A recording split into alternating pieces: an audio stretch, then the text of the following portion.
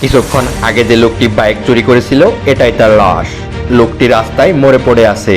কেউ বলছে লোকটি গণপিটুনিতে মারা গেছে, কেউ বলছে আদিবাসীরা তাকে মেরে ফেলেছে। আর এই ঘটনাকে কেন্দ্র করে শুরু হয় পাহাড়ি আদিবাসী এবং বাঙালিদের দাঙ্গা। ভাঙা হয় বাঙালিদের মসজিদ, স্কুল, কলেজ আর আদিবাসীদের মন্দির। আর পাহাড়ি অঞ্চলের পরিবেশ হয়ে ওঠে অস্থিতিশীল। চিচিং পং চেং চুং চেং ওনা তো ডাংরা মেরন। এই শালা কি বকা দিল আমারে, উল্টো আমার সাথে মজা নিল নাকি?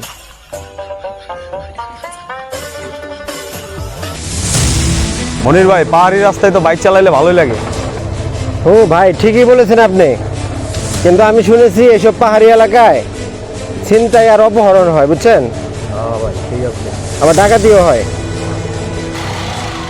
কায়রেন বাবু দাঁড়া মনায়া হুজুম এ ভাই কি সমস্যা? কায়রেন বাবু না তো 12 টাকা। মনির ভাই কি কয়? আরে বাঙালি বাবু, মাল পানি লাগবে, মাল পানি, বুঝেন না? মাল লাগবে, মাল। নয়ন ভাই বুঝেন নাই, ওরা মাল চায়, মাল। কিসের মাল পানি ভাই, কিসের মাল পানি? এ বাঙালি বাবু, তোরা বোঝে না, আমাগো পাহাড়ি রাস্তা দিয়ে গেলে চাঁদা লাগবো, চাঁদা।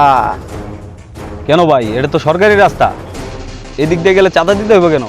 কারণ এই পাহাড় আমাদের, এখানে ছিটিলার বাঙালি পর্যটক ঘুরতে আসলে আমাদের চাঁদা দিয়ে যেতে হবে। ওই দিল, ওরা 500 টাকা দিয়ে দাও ভাই এটা রাখেন ভাই। ওনা তো ওখানে বাবু 10,000 টাকা মিনায়া। নয়ন ভাই এখন কি করবো, 500 টাকা তো নিচ্ছে না। নয়ন ভাই আর কিছু টাকা দিয়ে দেন। ওই দোল, এটা সহকারে দিয়ে দাও। ভাই এই টাকাগুলো নেন, আমাদের কাছে আর দেওয়া সম্ভব না, আমাদের যেতে দিন ভাই। কাইরেন বাবু, ওনা তো 52 টাকা।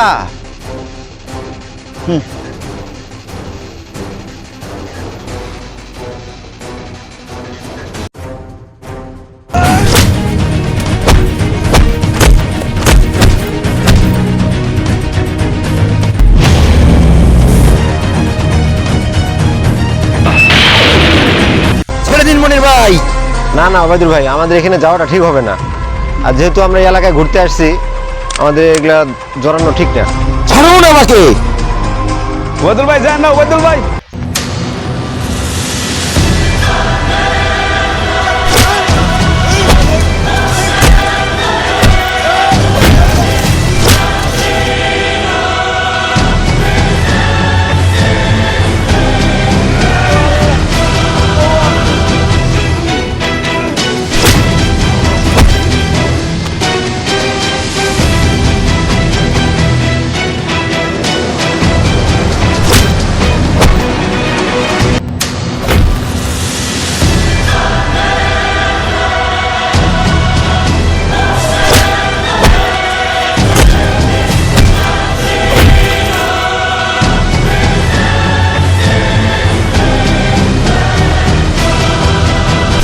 থামুন!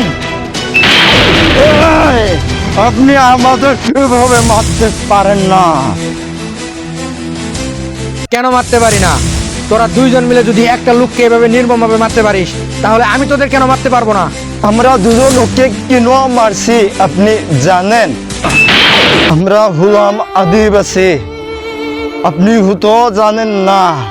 আমরা এই পর্বত অঞ্চলে কত কষ্ট অসহায় মতো জীবন যাপন করি।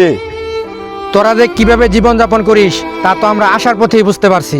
হ্যাঁ, ওই সময় আমি আপনাদের কাছ থেকে চাঁদা নিয়েছি, চাঁদা নিয়ে আপনার অপরাধ করেছি, কিন্তু এই লোক আমাদের পাহাড়ে এসে জোর করে জায়গা দখল করে বসত বাড়ি করেছে। শুধুমাত্র তাই নয়, এরা বিভিন্ন সময় রাস্তায় আমাদের চিংচাং চং পং বলে আমাদের সাথে হাসি তামাশা ঠাট্টা করে আমাদের পাহাড়ি মেয়েদের মাল বলে ডাকে। আপনি হয়তো জানেন না, আমরা 1 কেজি লবণ কিনতে গেলে আমাদের সেনাবাহিনীর পারমিশন নিতে হয়। আমাদের বাড়িতে কোনো আত্মীয় বা কোনো অনুষ্ঠান হলে আমরা আপ্যায়নের জন্য একসাথে 10 কেজি মাংস নিতে পারি না। আমরা যখন শহর থেকে নিজ বাড়িতে যাই, তখন আমাদেরকে রাস্তায় দাঁড় করে চেক করা হয় এটা কোন ধরনের স্বাধীনতা? বলুন, আপনি বলুন, এটা আমাদের পাহাড়ি অঞ্চলের যে কেমন স্বাধীনতা? সরকার বাঙালিদের আমাদের জায়গায় বসত বাড়ি করার অনুমতি দিয়েছে, এই সুযোগে এরা আমাদের জায়গায় বসবাস করছে আর আমাদের সংস্কৃতি নিয়ে অনেক ধরনের ব্যঙ্গ করছে। এই পাহাড় আমাদের, আমরাই এর মালিক আর আমরা এখানে বসবাস করব। কোনো সিটিলার বাঙালি উড়ে এসে জুড়ে বসবে, এটা আমরা কখনো মেনে নিতে পারি না। তোমাদের সব কথা আমি বুঝতে পেরেছি। তোমরা বলতে চাইছ সেনাবাহিনী তোমাদের জীবনযাত্রায় বিভিন্ন সময় বিরক্তিকর এবং হয়রানিমূলক কাজ করছে, আর সরকার বাঙালিদের তোমাদের জায়গায় এনে বসবাস করার সুযোগ করে দিচ্ছে, এটাই তো? সেনাবাহিনীর কার্যক্রম তোমাদের কাছে বিরক্তিকর মনে হলেও তারা তোমাদের ভালোর জন্য এটা করছে, আর তোমাদের জানমালের নিরাপত্তা দেওয়ার জন্যই তারা এই কাজগুলো করে থাকে। আর তোমরা যেটাকে বারবার তোমাদের পাহাড় বলছিলে, সেটা তোমাদের একার পাহাড় নয়, এই পাহাড় সবার।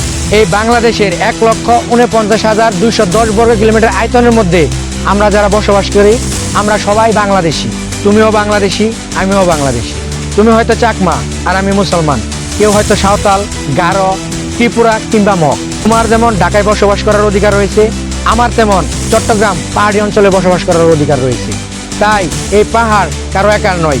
আর কোনো বাঙালি যদি এই পাহাড়ে এসে বসবাস করে, তাকে সেটেলার বলা হয় না, আর সে সেটেলার হয়েও যায় না। তাই আমরা চাই হিন্দু, মুসলমান, বৌদ্ধ, খ্রিস্টান, চাকমা এবং সমস্ত উপজাতি আদিবাসী সবাই একসাথে মিলেমিশে বসবাস করতে। তাই আসুন এই পাহাড় নিয়ে আমরা ঝগড়া না করে সমস্ত বাংলাদেশি সবাই মিলেমিশে একসাথে বসবাস শুরু করি, কারণ আমরা সবাই